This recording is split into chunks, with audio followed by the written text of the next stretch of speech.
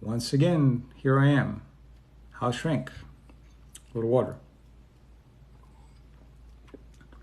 So I'm going to wait till people start joining to tell you the topic for today. You're going to love it because people have been asking about this, two subjects that come together. So when people start coming in, I'll mention the topics and let you know the house rules and everybody joining in and being a part of the community of wellness that we've created, subculture of wellness. So this is House Shrink. Welcome everybody. Dr. Mario Martinez. So as people start coming in, and we usually have thousands of people every time that I do one of these presentations. So I'm going to wait a little bit, and then as they start coming in, you will hear the topic. So come in and say hello.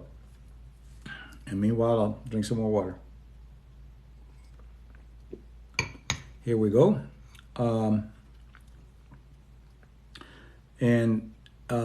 Let's see, Jeremy just came in. Okay, remember, Jeremy, we're going to be talking about a very interesting subject today, but remember that if you haven't followed the host, to go ahead and do that, and also share the video. Okay, so today I am going to be talking about self-esteem and relationships. Self-esteem and relationships, two very, very important topics. And I think it would be, hey, the house shrink is back. Hey, Jeremy, how are you? That's good. So welcome. Just let people know that I'm on so they can start coming on. Last time we had several thousand. It's been, sometimes we had up to 4,000 people, although they come in groups. So at the end, we get the total of the cumulative people that are coming. So anybody, user, Megs, and all these people, make sure that you listen in and follow the host. It's important. Follow the host, and then tomorrow you'll be able to see it on my YouTube channel. But you'll be able to... Now, here are the rules. We're starting already. We have certain rules because people that come here are doing it because they want to learn something. They're people that are taking time out of their special time to be here. So here's what we do. First, the clowns, the people that come in to try to be silly and try to get attention, they'll get a clown warning. After the second clown warning, they're muted. They have an opportunity to come back the next time I'm here and see if they want to learn something. So they'll be rehabilitated clowns. The second group is going to be the vampires, the emotional vampires. They come here to say stupid things or to upset people. And these are the people that wake up in the morning and they just say, hey, how can I screw up somebody's day? That's what they do. So the vampires will get a vampire warning. They do it again. They get muted or blocked. If they want to come back next time, they could be rehabilitated vampires.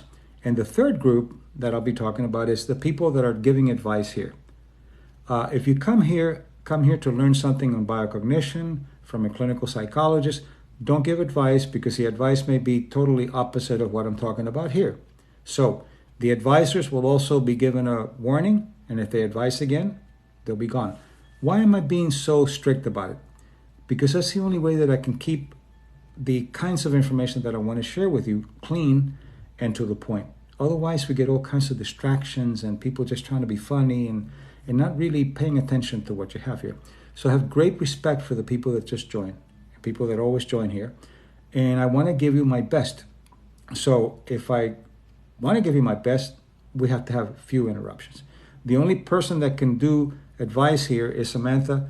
If I miss a question and she answers it, it'll be fine because Samantha's been trained in biocognition. She's a graduate of our diplomate program and a graduate of our instructorship in biocognitive science. So she can do, excuse me, she can do, can I ask you a genuine question? Yes, any genuine question is fine. So, no, I'm not a I'm a psychologist, a clinical psychologist, neuropsychology, and I specialize in how thoughts and emotions affect the immune system. So it's about psychology. But today, the topic is going to be self-esteem and relationships. Self-esteem, I'm going to divide it into 3 parts, and I'm going to talk about it in relationships. Why is it important? Because self-esteem is the valuing that you give yourself. And if you go into a relationship with low self-esteem, you're going to have some challenges because you might be a little bit too sensitive to criticism, or you may be trying to fix other people rather than fixing yourself. So it's very important that if you join, just go ahead and follow the host and share the video, because that's more people get to know. The more people I can reach, the better it is. And you'll know that tomorrow this whole video will be available on my YouTube channel, Dr. Mario Martinez. You go there and also follow there. We have over 500,000 people that have been there already, so it's very popular. Okay, so if you have a legitimate question, go ahead and again, we have some more. The clowns are coming in. It's just we had a little a bit of a vampire kind of stuff, and we'll just be pulling them out. So be aware, we're here to be serious. We can have a good time, but an intellectual good time, not bullshit, because bullshit is not needed here. So no vampires, no clowns, and no advisors, okay? Not regarding self-esteem or the other, stay tuned with the topics, because if we go all over the place, then it gets disconnected. Self-esteem and relationships are really, really important subjects, and they can cover a lot of information. So just be aware. How can you attract guys who want serious relationships from those who are wanting to hook up? Well, first, ask yourself, am I worthy of good people? That's the first question you have to ask yourself.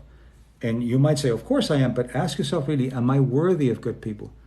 What happens when you meet somebody that you might think that person might be better than you, or that person more intelligent than you, and you feel uncomfortable?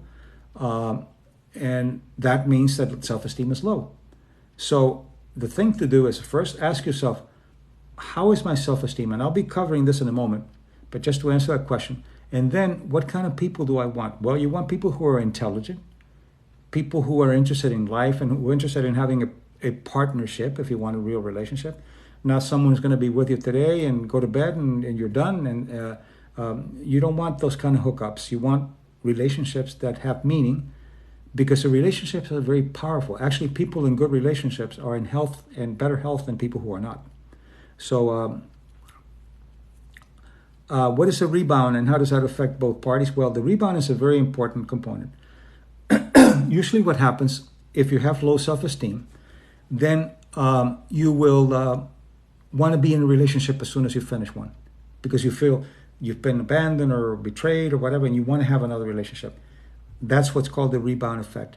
You have to work through the end of something before you go into another relationship. If not, you repeat the same scripts that happened in the relationship that wasn't working. So you need time for yourself. You need time to reevaluate what you want, what it is that you want to improve, and then later you have to mourn the end of a relationship, because like a death. That needs time. You need psychological time to work that through. And then later, look for a relationship. But how do you know about self-esteem if it's good enough for a good, real relationship? Okay, let me start with self-esteem. How do you evaluate self-esteem? And remember, if you just join, and a lot of people are joining, excuse me, throat is a little dry, so I'll drink some more water. Self-esteem, in my theory of biocognition, is broken down into 3 parts. So pay attention to this, 3 parts. It's not just how I feel about myself, it's 3 parts. The first part is valuation self-esteem. And that has to do with how worthy do you feel, and you see yourself, to have good things happen to you, including relationships, money, whatever, without sabotaging it or without getting sick, because that happens sometimes. That's the first part. That's the valuation self-esteem. The second part is the competence self-esteem. How good are you at what you do? If you're a carpenter, you're a good carpenter, good psychologist, good mother, good father, whatever. How competent are you? That's another part of self-esteem. And the third part of self-esteem that nobody talks about is what I call affiliation self-esteem, which has to do with the people that you bring into your life, quality people that you bring into your life, to share good fortune and to be there for you when things are difficult for you. So now, here's what happens. Make sure that you follow the host as I'm talking. How does childhood affect self-esteem? Tremendously. But let me tell you how to bring up and how to bring down each of the three parts. And it's very easy if you practice it. So you're going to have some homework here. Valuation self-esteem goes up when you keep self-caring commitments and you don't break them. You say, I'm going to do this for myself, and you do it. Not, I'm going to do this for myself, and then you break it to go shopping or to go to the movies or to watch a film or whatever. It goes down when you break the commitments. Commitments to self-caring brings it up. Breaking commitments to self-caring reduces your valuation self-esteem. That's simple. Competent self-esteem. How does it go up? By learning something new. If I'm a psychologist, I'm constantly trying to learn. Competent self-esteem goes up because your competence goes up. It goes down when you stagnate and you are relying on what you know already and you don't learn anything. Whatever it is, father, profession, relationship, you have to be learning to grow. Competent self-esteem goes up. It goes down when you stagnate and you don't learn anything new. And the third, the affiliation self-esteem has to do with increasing the quality of the relationships that you have with other people and reducing the quantity, going into quality rather than quantity. It goes up when you increase the quality. It goes down when you increase the quantity without quality. Those are the three. Now, for the question, how does childhood affect self-esteem? As I'm talking, make sure that you please follow the host and that you share the video so other people can see it. This is the way that I can actually get more people to join. I'm not getting paid for this. This is just, I'm doing it to give something back because of my knowledge. I feel that I can share it. I charge other people. I sell books and all that kind of thing. You want to buy books, that's fine. You want to be in my consultation, that's fine. But this is free and it's for you. So all I ask you is to follow the host. Self-esteem is very much affected by a childhood, because childhood you have your parents or whoever's taking care of you, and those what I call the cultural editors. These are the people that shape your life by what they tell you. They say, for example, you're good at math, you're bad at math, you're bad with the directions. They start shaping your reality, and since these people are basically taking care of you, you begin to believe that. You begin to buy that. And then you begin to create the self-fulfilling prophecies. When somebody says, you're not good at directions, every time you're not good at directions, you go, oh yeah, I guess I'm not good at directions. My mom said I wasn't good at directions. So that has a tremendous value to it. Also, the way that you're treated when you do something wrong. If you don't do something wrong, oh, a bad little girl, you just messed up. That's going to say your judgment is bad. There are other ways to teach children. They do something wrong, and you go up to them, you use Socratic methods. You ask, what happened? Oh, I dropped this glass. So what do? We clean it up. Let's clean it up together. You see, you teach them to correct things, not to beat themselves up. So that's why it's so important about what you get from your parents. Now, the good news is you can change anything that you learned. Anything that was learned can be unlearned. So another good question is, can you talk about self-caring habits? That's really important. Self-caring habits, if you have a good friend, you would say, what would I like to do for that good friend of mine? I'd like to take him out to dinner. I'd like to get him a present. I'd like to teach him how to meditate. Whatever it is that you want to do for other people, you start doing for yourself. So for example, meditation is self-caring. A nice dinner that you go out and you take yourself out to dinner. And most people will say, oh, I'm not going to bother. I'm not going to cook for myself. Well, what are you doing? You're reducing and depleting your self-caring. And that increases, that also decreases your valuation self-esteem. So going for a walk, even having a glass of water, and you do it for yourself, the self-care, that's good. But what happens is that our cultures don't give as much value to the individual as the group. And they say, oh, well, you can do it later. Am I a Swedish or Danish? No, I'm Spanish, French. Spain and French from mother's side. But it's very nice. Swedish or Danish are nice people. I've been to both countries, and they're really, really intelligent, nice people. Okay, so then the self-caring is something that needs to be practiced. Let me give you an example. I go to restaurants by myself sometimes, and that's really where I write my books. I have several books, several bestsellers, The Mind Body Code, The Mind Body Self. If you're interested, You can get them at Amazon. But anyway, I went to this restaurant and I said, I'd like a table for one. Oh, we can seat you. We can sit you by the bar. No, I don't want to be seated at the bar. I want a table. Oh, you're going to have to wait 45 minutes. Forget it. I'm not going to wait for it. And I left. So I wrote a 1-star and I said, this restaurant does not respect people who come here by themselves. And they play games and they try to turn tables. Well, they wrote me back and said, we're very sorry. I would like to talk to you. So we'll see what happens. I'll keep you up to date on that. But they don't respect the individual. And they want to put you at the bar. They want to put you at a crappy table because the individuals, of course, you make more money with more people, but it's more than that. You go to a restaurant, they'll say, just one?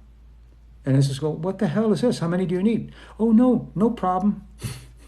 And by the way, if you know me, you know how much I hate the no problem thing. Never say no problem. Just say, thank you. My pleasure. So getting back to self-esteem. Commitment to self-caring is extremely important. And you don't let other people break them. Now, other people will say, come on, do it another time. You can meditate some other time. And the cultures teach you that if you get sick, you got to pass. Oh, got a migraine. Oh, okay, I'm sorry. That's all right. Can I help you? But if you say, no, I'm going to take care of myself, that's not good enough.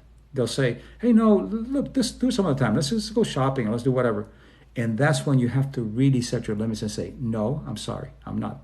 And then you give them permission to not like it. You have to give people permission to not like your limits. Otherwise, you'll go back. Again, the clown warnings will be given by Samantha. And you get one chance, and the second, you'll be gone. Because what you're doing is you're disrespecting people here. You're disrespecting the people that are here to really learn something. For example, clowns don't have very good self-esteem. They're clowning around. They're always playing with things. They can't get serious because they don't feel good enough to be serious. So that's what happens.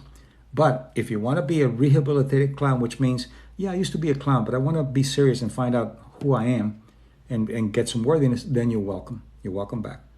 But if not, then just go somewhere else and go watch somebody shake their butt or, whatever, dogs fighting or whatever the other things that turn you on. But here, I'm going to shake your brain, your mind, not butts. Okay? All right, now, can staying inside affect self-esteem and how? Staying inside meaning what? Like when you're with COVID and things like that? Is that what the question?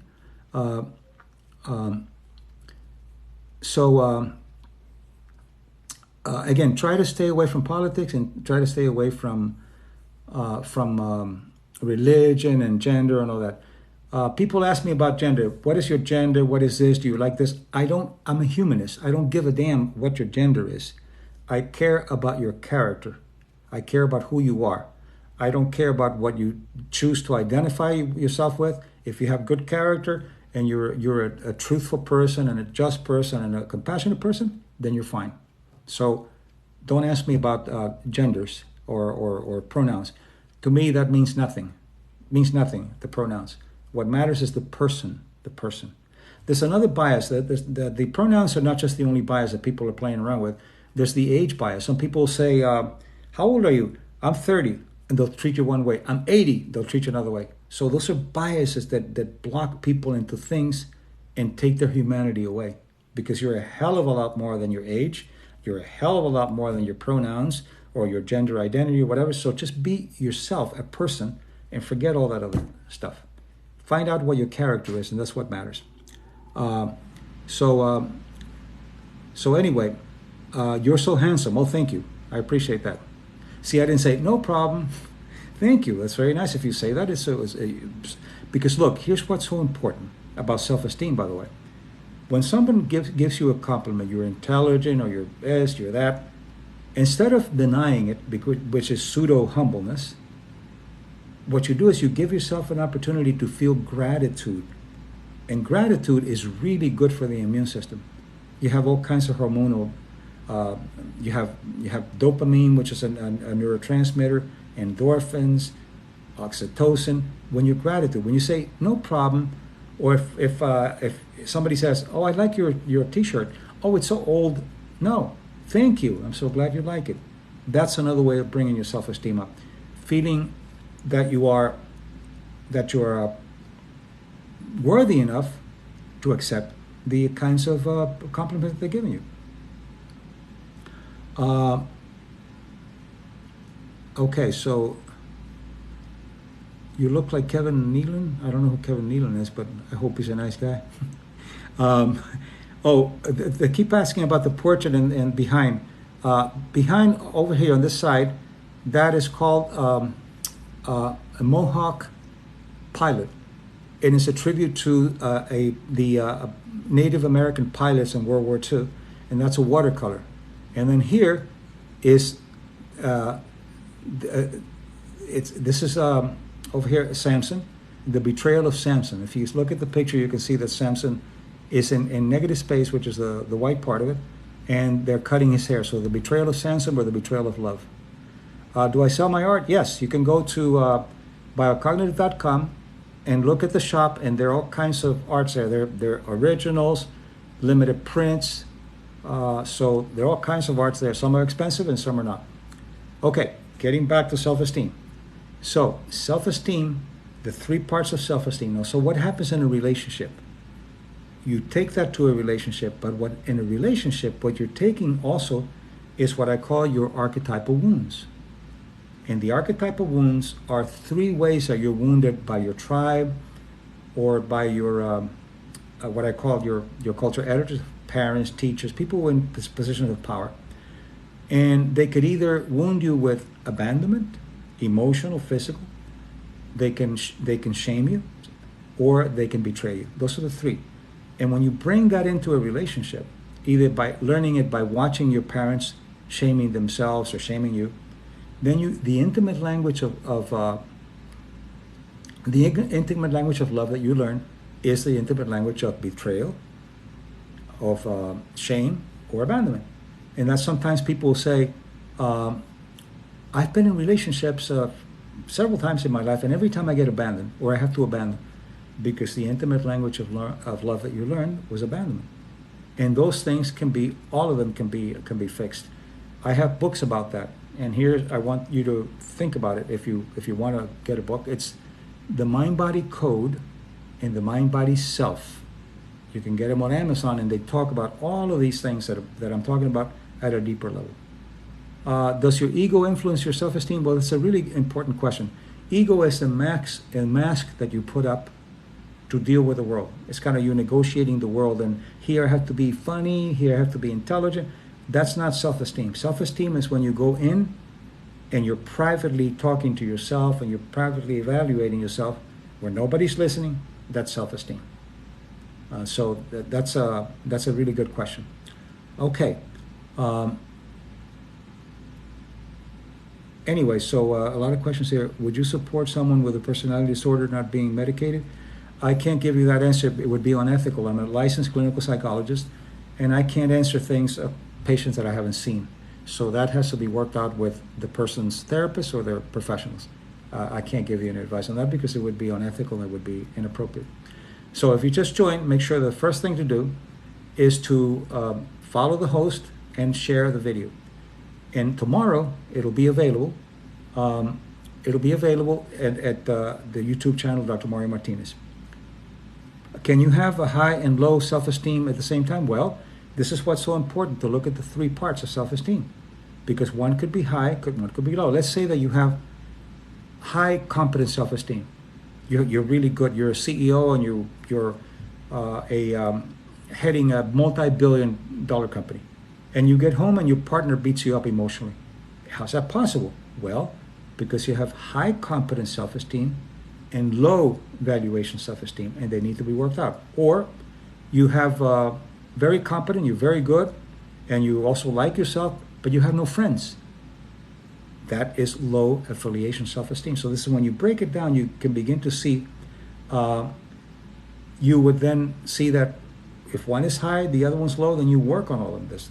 Valuation goes up with self-caring commitments, keeping self-caring commitments. Competence goes up when you continue to learn and do new things, your competence goes up. And affiliation goes up when you increase the quality of the people that you know, not the quantity. If you have a lot of friends and they're not real quality, that doesn't help very much. That's the best way someone explained it to me, and I've been to a few therapists. Well, I'll tell you why, because I'm a damn good therapist. See, it's true. Why? Because I have not been happy with regular therapy. This is why I wrote these books. A lot of the regular therapy is bullshit talk about, well, tell me about your dad. Oh, okay, well, you need tools. If you don't have tools, then therapy doesn't work that much. If you say, okay, look, I have low self-esteem, well, why don't you start doing good things that make you feel good? That's not going to work. You got to have more than that. So anyway, what is your blood type? That's a secret. I can't tell you that. So anyway, following the host. A lot of people are following the host, and that makes me very, very happy. If you just join, the first thing to do is follow the host. You're getting free information here, and all I ask you is to follow the host so I can have more people. This is free. I'm not getting paid for this. What I do is I always wear a Hollister's, and I just wear it because I like those T-shirts, not because they're paying me for it. So anyway, mine's pushing self-esteem. That's not very clear about superficial. So just see if you can be clear, so I can answer that. A lot of people are following the host, which is wonderful. Make sure that you follow the host. The topic: self-esteem and relationships. So let me get to relationships back again. Relationships, you bring in many cases, archetypal wounds. So surround yourself with people that are like you and your beliefs. But no, wait a minute. What if you have crappy beliefs and you're not a good person to yourself? You got to be careful. You have to do self-esteem first. Find out good things about you, and then surround yourself with people like that, because sometimes your beliefs are not that good. You have to be aware of that. Okay, so relationships. In a relationship, it's an opportunity to grow with your partner. Don't look for anybody that needs to be fixed, because you don't want to be a therapist in a relationship. You want to be a partner to help each other, but not to fix anybody. You don't want to try to fix a narcissist or a sociopath. Don't do that, because it's, even for therapists, it's damn hard to do. Anyway, there's a clown here, and you got a clown warning. So now, if you have any specific questions, real, intelligent questions about relationships and self-esteem, go ahead and ask them, and I will try to answer them for you. So I'm going to take a little break and drink some water and just begin to ask questions to make sure that I address the things that are important to you. But no clowns, because you'll be muted. All right. And make sure that you follow the host, which Maria just did. And Miguel just joined. Let's see. I fell in love with a guy in a distant relationship. Now. It's very difficult to have a distant relationship. It's possible. You can have them. But it's very difficult because you first have to ask yourself, at some point, do we want to get together? So you have to talk about that. You have to talk about plans, and then check each other out. Spend 2 or 3 days together and see how it works, and gradually build it and decide if you want to live together, if you want to live apart. But have plans, because otherwise things just kind of fly off. Is being shy a result of low self-esteem? Well, it depends. Shyness could be self-esteem, or it could be that you haven't learned to socialize. You have under-socialized skills, and it may not be self-esteem, but they're fairly related. Usually shyness is afraid of being around people because you think they're going to judge you, because they don't think you're going to like you, or because you don't have the social skills. So you have to tell the difference. Social skills can be learned. What characteristics make you more attractive? Your compassion and your intellect. A compassionate, intellectual intelligent people who are willing to discuss things that matter. That's very attractive in people. A sense of being able to, for example, you made a mistake and you take responsibility and say, "I'm sorry, I made a mistake here." To be willing to take responsibility when you do something that's not right. That's important. Then also to be able to judge people based on the totality of the relationship, not just what have you done for me lately. Let's say you have a partner who's been really good, faithful, and fair with you, and abundant with you, and they make a mistake. Well, you can deal with a mistake and get upset, but it's not something that that you say, okay, just because you did this, it doesn't matter. All these wonderful things that you've done, you're done. Don't do that. Number one, because you're not perfect, and nobody's perfect. So look at the totality of the relationship. So yeah, be accountable. Exactly, you have to be accountable. Do I have to compromise? No, you never compromise. What you do is you find win-win. When you compromise, you're going to feel resentful, and your partner's going to feel guilty. So you don't want to do that. You find something. You find creativity, something that both of you like more than the thing that you wanted to compromise, and then you create a ritual with that.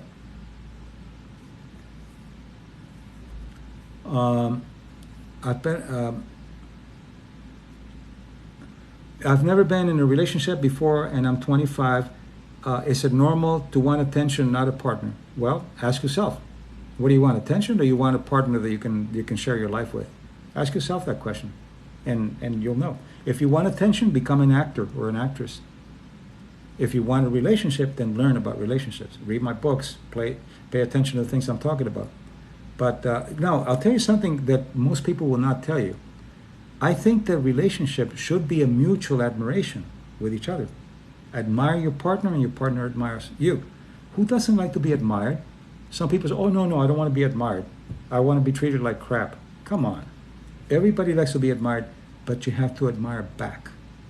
Admiration is good for the immune system. Admiration causes oxytocin, a really good hormone for the heart, for bonding, and many good things. But you have to be willing to admire each other's talents. And when something good happens to your partner, you celebrate it.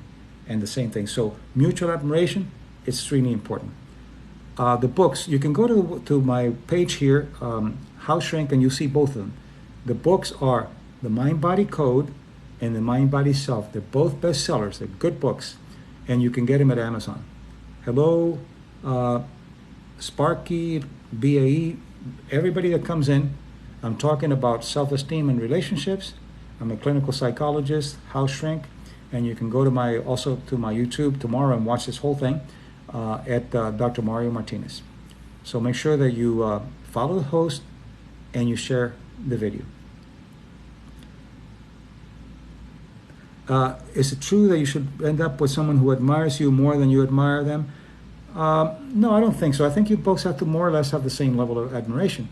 There are some people, actually, here's something very interesting.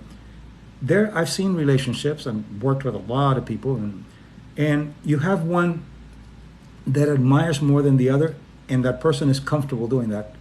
And usually the person that's comfortable doing that has better self-esteem than the person that they're admiring. Because if you need a lot of admiration and you don't admire back, that's low self-esteem. But if you feel good about yourself and you admire, and you allow someone to admire you, then that's good. How do I stop myself comparing to well-experienced people in my field of study? You never compare yourself to anybody. Compare yourself to you. Create your own baseline. I don't compare myself to any psychologist. I know I'm very good at what I do, and my commitment is to be better. I don't care what other people do. Comparisons, you always lose, because no matter how good you are, somebody will be better or somebody worse. The confident self-esteem doesn't come by comparing. It comes by improving your worthiness in what you do. So I don't compare myself to anybody. I just try to be a better psychologist, a better friend, whatever it is. So that's very important that you do that. Don't compare yourself to anybody. Start comparing yourself to what you did yesterday, and is today better than yesterday? Then you're doing well. If not, clean it up. We're talking today about self-esteem and relationships. So if you just joined Chargers 35, make sure that you follow the host. That's the first thing that I ask you to do. So appreciating your words, thank you. My pleasure. See, I could have said there, no problem, and you know that no problem is not good. Say, thank you, I appreciate it. Why is it it's not good?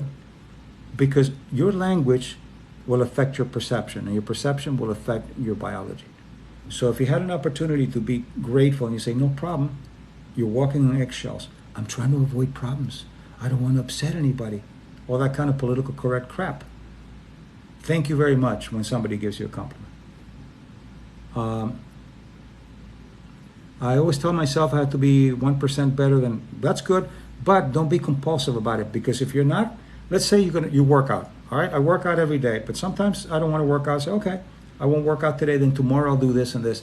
You negotiate with yourself so you don't beat yourself up and be compulsive about things.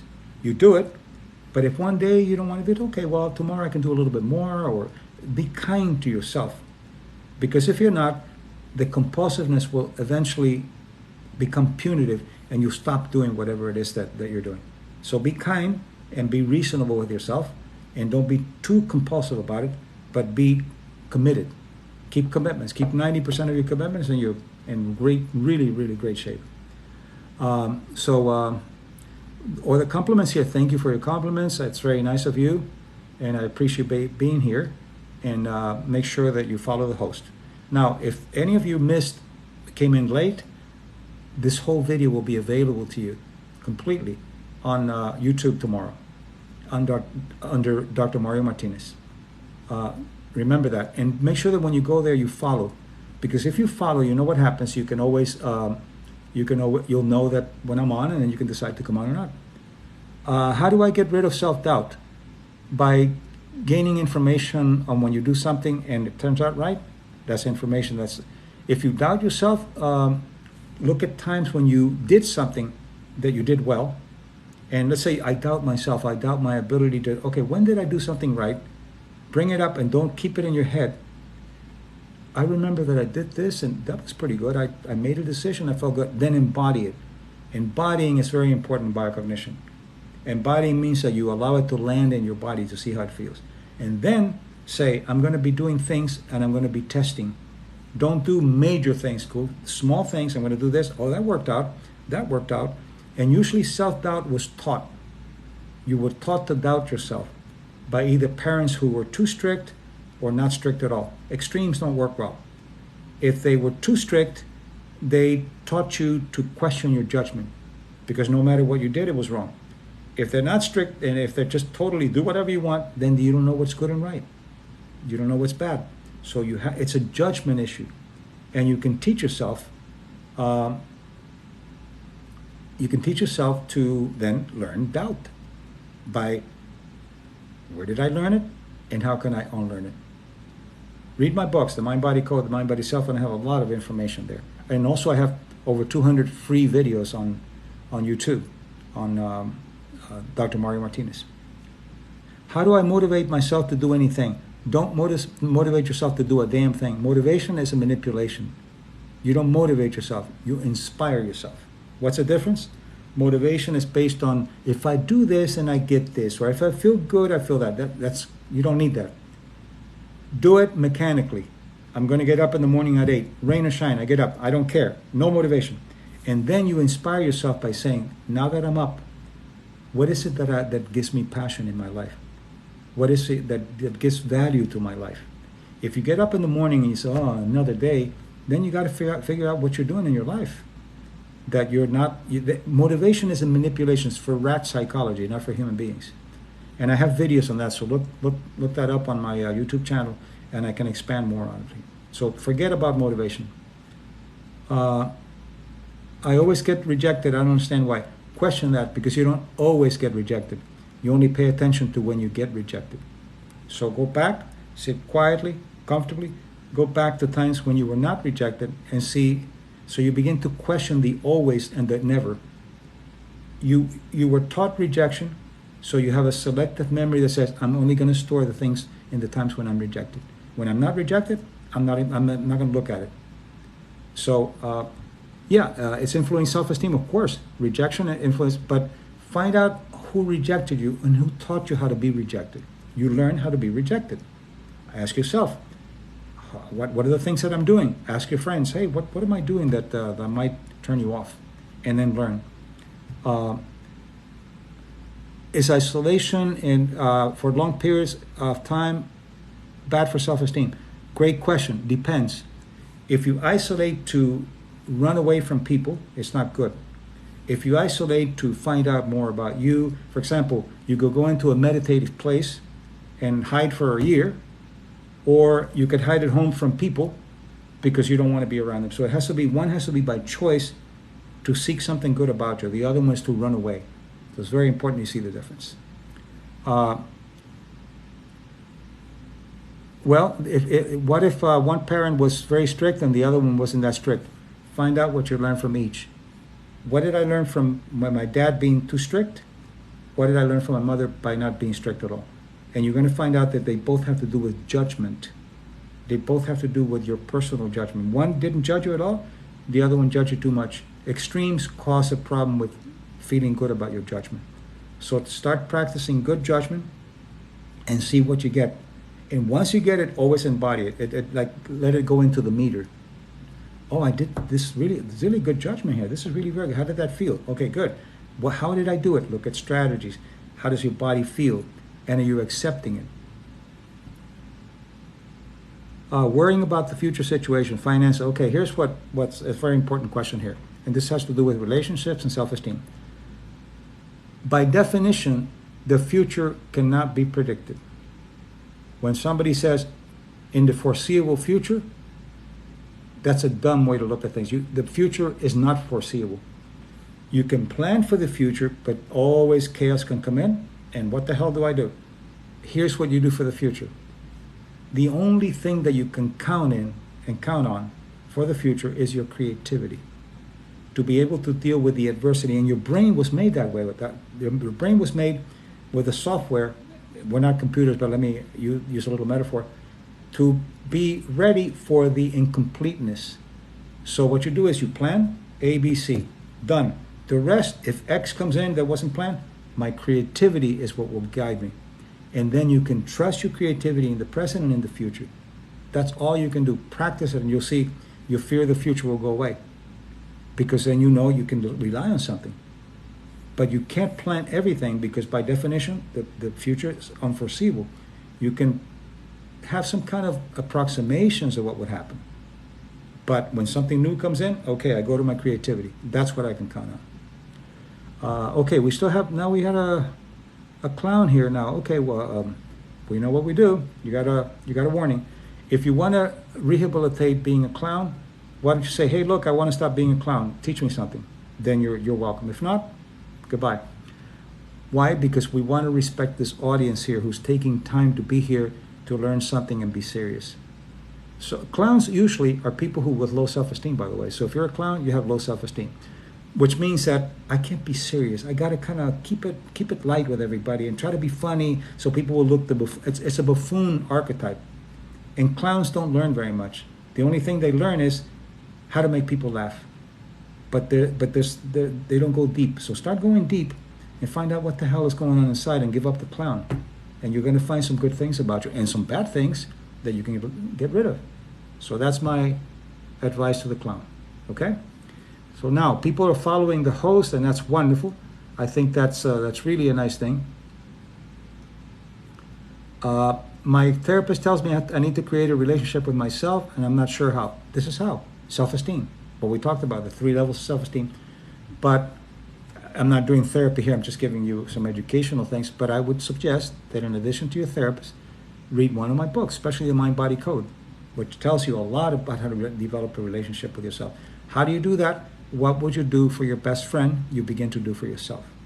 Hello from Tennessee. Hi, I'm in Tennessee also. I'm in Nashville.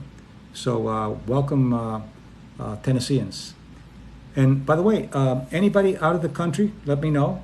And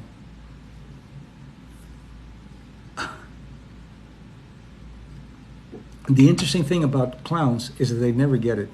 You tell them about it, and then they have to come up. It's a compulsion. It's a compulsion to be. It's kind of low-grade asshole, is what a clown is. A low-grade asshole, not complete assholes, but almost getting there. I'm from Canada. Wonderful, beautiful country. 70 miles west of Nashville. Okay, so you're close by. I wish I found you before. Well, here I am now. So enjoy. Make sure that you follow. And tomorrow you can go to my YouTube channel, Dr. Mario Martinez, and it'll be wonderful. What do you think about a bad relationships with your parents because they were not present in my life? Well, it depends. If you want to hurt people back, you can do that. But if you want to grow, you can give them an opportunity to see things with your limits now. So if they weren't good for you, you can say, okay, I'm going to be here, and these are my limits. And they're going to test your limits. And you say, wait a minute, no, that's it. These are my limits. That's the way to do it. If you want to punish other people, then punish, but there's not going to be any learning. It's not going to be really good for you. The Maslow's law of hierarchy, yes, that's part of it, but this is not Maslow. Mario Martinez, although Maslow was wonderful. The laws of Maslow, of the hierarchies of needs and so forth, are really good, but they have to bring culture in. They don't include culture. Some cultures have different high and low needs, so that's very good. No. I'm not sure about the clown and nearly asshole. I think so. You don't want to victimize people. They're trying to survive in their own way. That's bullshit. That's allowing people to be victims. No. Look, you can learn. Get out of political correctness that everybody has a reason. No, if you shoot somebody, oh, he had a bad childhood, you shot somebody. The first thing you do is you take responsibility for your actions. If you're a low-grade asshole, am I really an asshole or am I acting like an asshole? And then you find yourself, and then you become responsible for your actions. Sometimes what happens is that if you don't get enough attention because you're not either interested in what's going on or you don't want to learn, then you find that you're a little funny and people like it and they come to you. And then what it does is it puts you into the clown buffoon archetype. And then you think that all you have to offer is your clowning. And you're going to find that as you go in with it, we've had several rehabilitated clowns here. You're going to find that if you take responsibility for trying to be an asshole or low grade and say, hey, look, I have more to offer here. Why don't I try to become serious and see what I can offer or see what I can learn? Immediately, your self-esteem goes up. So that's what I would have to say. Is your book on Audible? Yeah, my book is on everything. Audible, Kindle, everything. So just go to Amazon, the Mind Body Code or the Mind Body Self, and you'll see all kinds of things there. Yes, of course, some kinds of needs are universal, and like food and sleep and safety, of course. That's very important. When it goes higher and higher, it becomes more cultural. But yeah, you have to have safety before you can have anything else. Yes, some people can be funny and understand life, but you're good, but it has to do with the context. There's a time to be funny and there's a time to be serious. So discerning which is which, I think I'm a funny person. I could tell you jokes and you'll laugh, but it's out of context. The context here is learning. If you're somewhere you want to be funny, that's okay, but here is to learn something. So absolutely, some people can be funny and deep, but they have to learn how to discern to see which one do you want to do, which is the one that fits and which is the one that doesn't. Oh, somebody shared the live video. Wonderful, very, very good. Susan Starr, very good. So that's the reason. You can be both, but context appropriateness is what's important. You don't want to be funny at a funeral, and you don't want to cry at a parade. It's all functional and contextual. Everything is contextual. Mind, body, context. Stimulus, response, context. Doctor, patient, context. You can't do it in a vacuum. So here, what we're doing is we're sharing information. So here you want to pay attention, and you want to be able to gain from this. This is free. I'm putting my time here so I can give you something. So respect me enough to not be an asshole. Just be nice and then learn. Being hated by other people is only what makes you happy. If that's a serious question, then what happened is that you learned that the only way you could get attention was by being bad or by being criticized. So you see, when you're young and they give you attention for something, good or bad, that's what you seek. And then what happens is that you use it everywhere, and it has to be contextual. So look at the things that can make you happy unrelated. Find out members of your family who were very happy members of your family. Find out what they did and try to emulate, try to learn from them. But this is just quick fixes that I'm giving you. I want you to have more than that. So make sure that you go to my videos and read my books, The Mind Body Code and The Mind Body Self. I'm going to have to be leaving early today because we have some other things that are going on. But I want to thank you all for being here. I struggle with empathy. It's too powerful. Try to have empathy for yourself first before you have it for other people, and see how you feel when you're empathic with yourself. And you might feel a little anxious. And again, read my book. I wish I could tell you more, but these are difficult things. But make sure that you're empathic with yourself first, so you know what empathy is. How can you give something that you don't know? If you don't know how to speak French, how can you speak French with someone else?